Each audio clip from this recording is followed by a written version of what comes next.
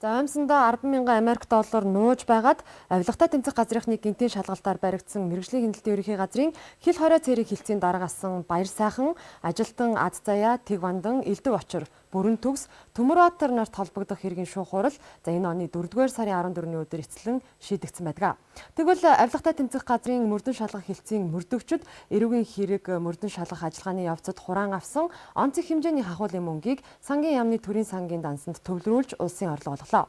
За хэрэг мөрдөн шалгах ажиллагааны үеэр эд мөрийн баримтаар Баяр сайхны хаан уул дүүргийн Жаргалан хотгон дох орон сууцанд нэгжлэг хийж зочны өрөөнөөс 5.1 сая төгрөг, 16,460 Америк доллар, за унтлагын өрөөнөөс 17.5 сая төгрөг, Сейфнээс 140 сая төгрөг, 127,117 Америк доллар, 50,000 юан, за мөн түүний ажлын өрөөнөөс 10.8 сая төгрөг, 8,600 Америк долларыг тус хураан авсан нь нийтдээ 230.8 сая төгрөг, за 152,177 Америк доллар, 70,000 юан болсон байна. За дээрх мөнгө валютыг эрүүгийн хуулийн ерөнхий ангийн 7-гийн 5 дугаар зүйлийн 3-ын 4-т заасан гэмт хэрэг үйлдэж олсон хөрөнгө орлого гэж үзэх үндслэлтэй байх учраас за улсын төсөвт шилжүүлэхээр шүүхээс шийдвэрлсэн юм а. За ийхүү хэрэг эцлэн шийдвэрлэгдсэн учраас Баяр сайхнаас хураан авч авилгатай тэмцэх газарт битүүмжлэгдэн хадгалагдаж байсан 173.4 сая төгрөг, за 152,177 Америк доллар,